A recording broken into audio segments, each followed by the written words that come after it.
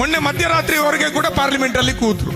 ವಕ್ಫ್ bill ಅನ್ನ pass ಮಾಡಲೇಬೇಕು ಅಂತ ಹಠಕ್ಕೆ ಬಿದ್ದು ಮಧ್ಯರಾತ್ರಿವರೆಗೆ. ಏನ್ ಲಾಭ?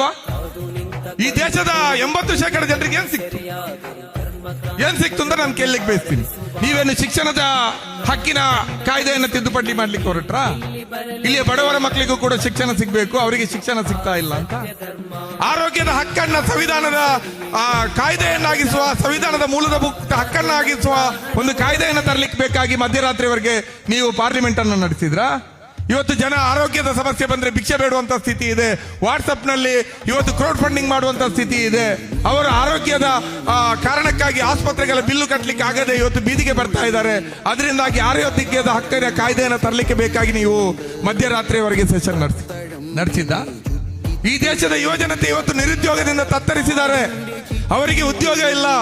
ಇಂಜಿನಿಯರಿಂಗ್ ಕಲಿತವರು, ಬೇರೆ ಬೇರೆ ವೃತ್ತಿಪರ ತರಬೇತಿಗಳನ್ನು ಪಡೆದವರು, ಲಕ್ಷಾಂತರ ರೂಪಾಯಿ ಖರ್ಚು ಮಾಡಿಕೊಂಡು ಖಾಸಗಿ ಕಾಲೇಜುಗಳಿಂದ ಸರ್ಟಿಫಿಕೇಟ್ ಪಡೆದವರು ಇವತ್ತು ಸೆಕ್ಯೂರಿಟಿ ಗಾರ್ಡ್ಗಳಾಗಿ ಕೆಲಸ ಮಾಡ್ತಾ ಇದ್ದಾರೆ. ಪೆಟ್ರೋಲ್ ಪಂಪ್ ಅಲ್ಲಿ ಪೆಟ್ರೋಲ್ ಹಾಕ್ತಾ ಇದ್ದಾರೆ. ರೂಮ್ ಬಾಯ್ಗಳಾಗಿ ದುಡಿತಾ ಇದ್ದಾರೆ. ಕೊನೆಗೆ ಏನೂ ಸಿಗ್ಲಾರದೆ ಮರಳು ದಂಧೆಯವರು ಅವರ ಜೊತೆ ಇವರ ಜೊತೆ ಹೋಗಿ ಕೆಲಸಕ್ಕೆ ಸೇರ್ತಾರೆ. ಇಂಥ ಯುವಜನರಿಗೆ ಬೇಕಾಗಿ ಉದ್ಯೋಗ ಸೃಷ್ಟಿಸುವಂತ ಉದ್ಯೋಗ ಹಕ್ಕಿನ ಕಾಯ್ದೆಯನ್ನು ತರಲಿಕ್ಕೆ ಬೇಕಾಗಿ ನೀವು ಪಾರ್ಲಿಮೆಂಟ್ ಅಲ್ಲಿ ಕೂತ್ರ ಮಧ್ಯರಾತ್ರಿವರೆಗೆ ಇಲ್ವಲ್ಲ. ವಕ್ಫ್ ವಕ್ಫ್ ವಕ್ಫ್ ಇವತ್ತು ಬಹಳಷ್ಟು ಬಿಜೆಪಿಯಿಂದ ಬ್ರೈನ್ ವಾಶ್ಗಳಾದಂತಹ ನನ್ನ ಸಹೋದರರು ಇವತ್ತು ವಕ್ಫ್ ಕಾಯ್ದೆ ಇವತ್ತು ಅಂಗೀಕಾರ ಆಗಿದ್ದಕ್ಕೆ ಸಹ ಬಹಳ ಸಂಭ್ರಮವನ್ನು ಪಡ್ತಾ ಇದ್ದಾರೆ. ಮುಸ್ಲಿಮರು ಪ್ರತಿಭಟನೆಯನ್ನ ಮಾಡ್ತಾ ಇದ್ರೆ ನೀವಿನ್ನೇನೇ ಮಾಡ್ಕೊಳ್ಳಿ, ನರೇಂದ್ರ ಮೋದಿ ಕಾಯ್ದೆ ತಂದಾಯ್ತು, ಇನ್ನು ಏನೂ ಆಗೋದಿಲ್ಲ ಅಂತ ಹೇಳ್ತಾ ಇದ್ದಾರೆ. ಸರಿಯಪ್ಪ, ಅವರು ವಕ್ಫ್ ತಿದ್ದುಪಡಿ ಕಾಯ್ದೆ ತಂದ್ರು, ಮುಸ್ಲಿಮರಿಗೆ ಏನೋ ನಷ್ಟ ಆಯ್ತು, ನಿಮ್ಗೇನ್ ಲಾಭ ಆಯ್ತು? ಈ ದೇಶದ ಬಡತನ ದೂರ ಆಯ್ತಾ?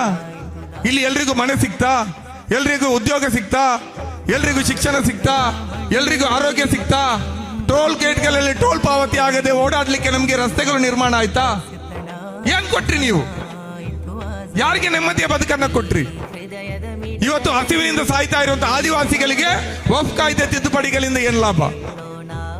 ಇವತ್ತು ಸಮಾಜದಲ್ಲಿ ಗೌರವವೇ ಇಲ್ಲದೆ ಬದುಕ್ತಾ ಇರುವಂತಹ, ಗೌರವಕ್ಕೆ ನೀವು ಅನರ್ಹರು ಅಂತ ಹಂಚಿಕೆ ತಳ್ಳಲ್ಪಟ್ಟಂತಹ ದಲಿತ ಸಮುದಾಯಗಳಿಗೆ ಈ ವಕ್ಫ್ ತಿದ್ದುಪಡಿ ಕಾಯ್ದೆಯಿಂದ ಏನ್ ಬಂತು? ಮೊನ್ನೆ ಮಧ್ಯರಾತ್ರಿವರೆಗೆ ಕೂಡ ಪಾರ್ಲಿಮೆಂಟ್ ಅಲ್ಲಿ ಕೂತ್ರು. ವಕ್ಫ್ ಬಿಲ್ ಅನ್ನ ಪಾಸ್ ಮಾಡಲೇಬೇಕು ಅಂತ ಹಠಕ್ಕೆ ಬಿದ್ದು ಮಧ್ಯರಾತ್ರಿವರೆಗೆ. ಏನ್ ಲಾಭ?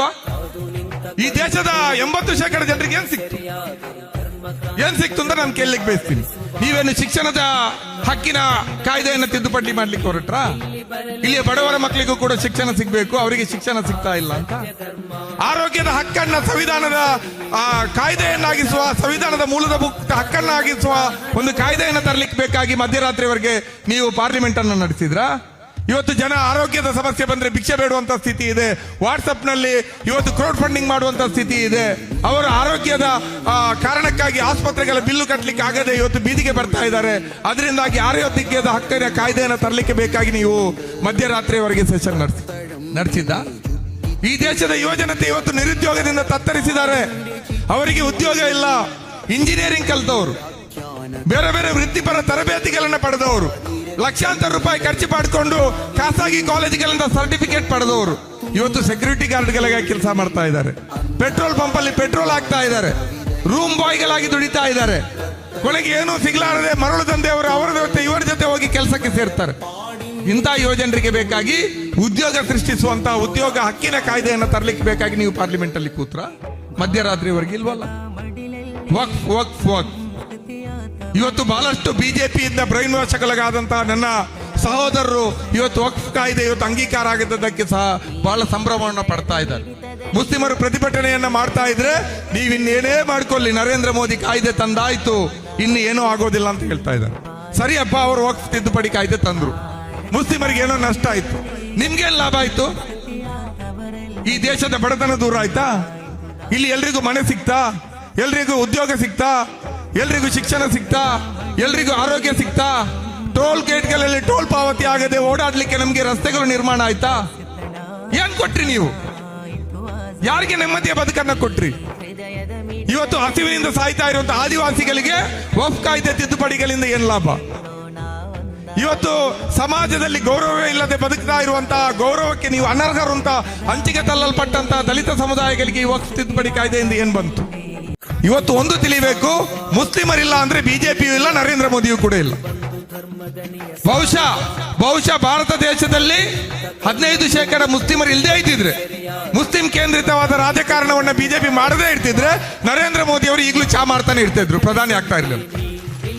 ನರೇಂದ್ರ ಮೋದಿ ಅವರು ಪ್ರಧಾನಿ ಆಗಿದ್ದಿದ್ರೆ, 3ನೇ ಅವಧಿಗೆ ಅವರು ಪ್ರಧಾನಿ ಆಗಿದ್ದಿದ್ರೆ, ಅವ್ರ ಜೊತೆ ಅಮಿತ್ ಶಾ ಗೃಹ ಸಚಿವರಾಗಿದ್ದಕ್ಕೆ ಅವರು ಮುಸಲ್ಮಾನರಿಗೆ ಋಣಿಯಾಗಿರ್ಬೇಕು. ನಾನೆಲ್ಲ ಒಂದ್ಸಲ ತಮಾಷೆಗೆ ಹೇಳಿದ್ದೆ, ಮುಸ್ಲಿಮರು ಈ ದೇಶವನ್ನು 10 ವರ್ಷ ತೊರೆದು ಹೊರಗಡೆ ಬರುವಾಗ, ನಾವು ವಾಪಸ್ ಬರುವಾಗ 10 ವರ್ಷ ಬಿಟ್ಟು ನಮ್ಮ ನಳಿನ್ ಕುಮಾರ್ ಕಟೀಲು, ಶೋಭಾ ಕರಂದ್ಲಾಜೆ, ಸಿ.ಟಿ. ರವಿ, ಈಶ್ವರಪ್ಪ ಇವರೆಲ್ಲರೂ ಕೂಡ ಗ್ರಾಮ ಪಂಚಾಯತ್ ಚುನಾವಣೆಯಲ್ಲಿ ಸೋತಿರ್ತಾರೆ. ಮುಸ್ಲಿಮರಿಲ್ಲ ಅಂದ್ರೆ ಇವರಿಗೆ ಗ್ರಾಮ ಪಂಚಾಯತ್ ಇಲೆಕ್ಷನ್ ಕೂಡ ಗೆಲ್ಲಿಕ್ಕೆ ಆಗೋದಿಲ್ಲ ಅಲ್ವಾ ಡಾಕ್ಟ್ರೆ? ಅಲ್ವಾ?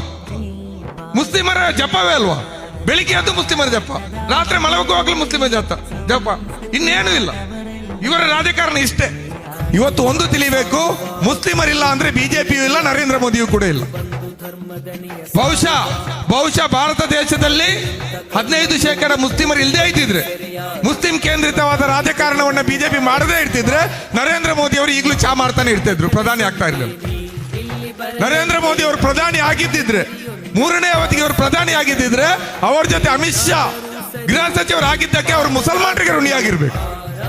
ನಾನೆಲ್ಲ ಒಂದ್ಸಲ ತಮಾಷೆಗೆ ಹೇಳಿದ್ದೆ, ಮುಸ್ಲಿಮರು ಈ ದೇಶವನ್ನು 10 ವರ್ಷ ತೊರೆದು ಹೊರಗಡೆ ಬರುವಾಗ, ನಾವು ವಾಪಸ್ ಬರುವಾಗ 10 ವರ್ಷ ಬಿಟ್ಟು ನಮ್ಮ ನಳಿನ್ ಕುಮಾರ್ ಕಟೀಲು, ಶೋಭಾ ಕರಂದ್ಲಾಜೆ, ಸಿ.ಟಿ. ರವಿ, ಈಶ್ವರಪ್ಪ ಇವರೆಲ್ಲರೂ ಕೂಡ ಗ್ರಾಮ ಪಂಚಾಯತ್ ಚುನಾವಣೆಯಲ್ಲಿ ಸೋತಿರ್ತಾರೆ. ಮುಸ್ಲಿಮರಿಲ್ಲ ಅಂದ್ರೆ ಇವರಿಗೆ ಗ್ರಾಮ ಪಂಚಾಯತ್ ಇಲೆಕ್ಷನ್ ಕೂಡ ಗೆಲ್ಲಿಕ್ಕೆ ಆಗೋದಿಲ್ಲ ಅಲ್ವಾ ಡಾಕ್ಟ್ರೆ? ಅಲ್ವಾ? ಮುಸ್ಲಿಮರ ಜಪವೇ ಅಲ್ವಾ? ಬೆಳಿಗ್ಗೆ ಅದು ಮುಸ್ಲಿಮರ ಜಪ, ರಾತ್ರಿ ಮಲಗುವಾಗಲೂ ಮುಸ್ಲಿಮರ ಜಪ, ಇನ್ನೇನು ಇಲ್ಲ. ಇವರ ರಾಜಕಾರಣ ಇಷ್ಟೇ. ಮೊನ್ನೆ ಮಧ್ಯರಾತ್ರಿವರೆಗೆ ಕೂಡ ಪಾರ್ಲಿಮೆಂಟ್ ಅಲ್ಲಿ ಕೂತ್ರು, ವಕ್ಫ್ ಬಿಲ್ ಅನ್ನ ಪಾಸ್ ಮಾಡಲೇಬೇಕು ಅಂತ ಹಠಕ್ಕೆ ಬಿದ್ದು ಮಧ್ಯರಾತ್ರಿವರೆಗೆ. ಏನ್ ಲಾಭ? ಈ ದೇಶದ 80% ಜನರಿಗೆ ಏನ್ ಸಿಕ್ತು ಅಂತ ನಾನು ಕೇಳಲಿಕ್ಕೆ ಬಯಸ್ತೀನಿ. ನೀವೇನು ಶಿಕ್ಷಣದ ಹಕ್ಕಿನ ಕಾಯ್ದೆಯನ್ನು ತಿದ್ದುಪಡಿ ಮಾಡ್ಲಿಕ್ಕೆ ಹೊರಟ್ರಾ?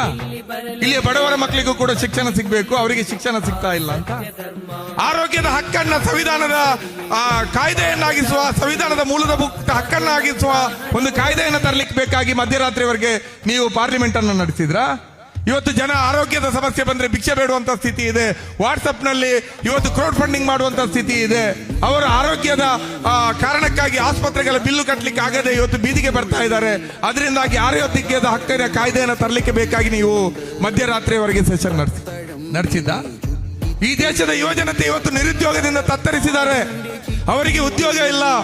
ಇಂಜಿನಿಯರಿಂಗ್ ಕಲಿತವರು, ಬೇರೆ ಬೇರೆ ವೃತ್ತಿಪರ ತರಬೇತಿಗಳನ್ನು ಪಡೆದವರು, ಲಕ್ಷಾಂತರ ರೂಪಾಯಿ ಖರ್ಚು ಮಾಡಿಕೊಂಡು ಖಾಸಗಿ ಕಾಲೇಜುಗಳಿಂದ ಸರ್ಟಿಫಿಕೇಟ್ ಪಡೆದವರು ಇವತ್ತು ಸೆಕ್ಯೂರಿಟಿ ಗಾರ್ಡ್ಗಳಿಗೆ ಕೆಲಸ ಮಾಡ್ತಾ ಇದ್ದಾರೆ. ಪೆಟ್ರೋಲ್ ಪಂಪ್ ಅಲ್ಲಿ ಪೆಟ್ರೋಲ್ ಹಾಕ್ತಾ ಇದ್ದಾರೆ. ರೂಮ್ ಬಾಯ್ಗಳಾಗಿ ದುಡಿತಾ ಇದ್ದಾರೆ. ಕೊನೆಗೆ ಏನೂ ಸಿಗ್ಲಾರದೆ ಮರಳು ದಂಧೆಯವರು ಅವರ ಜೊತೆ ಇವರ ಜೊತೆ ಹೋಗಿ ಕೆಲಸಕ್ಕೆ ಸೇರ್ತಾರೆ. ಇಂಥ ಯುವಜನರಿಗೆ ಬೇಕಾಗಿ ಉದ್ಯೋಗ ಸೃಷ್ಟಿಸುವಂತ ಉದ್ಯೋಗ ಹಕ್ಕಿನ ಕಾಯ್ದೆಯನ್ನು ತರಲಿಕ್ಕೆ ಬೇಕಾಗಿ ನೀವು ಪಾರ್ಲಿಮೆಂಟ್ ಅಲ್ಲಿ ಕೂತ್ರ ಮಧ್ಯರಾತ್ರಿವರೆಗೆ ಇಲ್ವಲ್ಲ? ವಕ್ಫ್ ಇವತ್ತು ಬಹಳಷ್ಟು ಬಿಜೆಪಿಯಿಂದ ಬ್ರೈನ್ ವಾಶ್ಗಳಾದಂತಹ ನನ್ನ ಸಹೋದರರು ಇವತ್ತು ವಕ್ಫ್ ಕಾಯ್ದೆ ಇವತ್ತು ಅಂಗೀಕಾರ ಆಗಿದ್ದಕ್ಕೆ ಸಹ ಬಹಳ ಸಂಭ್ರಮವನ್ನು ಪಡ್ತಾ ಇದ್ದಾರೆ. ಮುಸ್ಲಿಮರು ಪ್ರತಿಭಟನೆಯನ್ನ ಮಾಡ್ತಾ ಇದ್ರೆ ನೀವಿನ್ನೇನೇ ಮಾಡ್ಕೊಳ್ಳಿ, ನರೇಂದ್ರ ಮೋದಿ ಕಾಯ್ದೆ ತಂದಾಯ್ತು, ಇನ್ನು ಏನೂ ಆಗೋದಿಲ್ಲ ಅಂತ ಹೇಳ್ತಾ ಇದ್ದಾರೆ. ಸರಿಯಪ್ಪ, ಅವರು ವಕ್ಫ್ ತಿದ್ದುಪಡಿ ಕಾಯ್ದೆ ತಂದ್ರು, ಮುಸ್ಲಿಮರಿಗೆ ಏನೋ ನಷ್ಟ ಆಯ್ತು, ನಿಮ್ಗೇನ್ ಲಾಭ ಆಯ್ತು? ಈ ದೇಶದ ಬಡತನ ದೂರ ಆಯ್ತಾ? ಇಲ್ಲಿ ಎಲ್ರಿಗೂ ಮನೆ ಸಿಕ್ತಾ?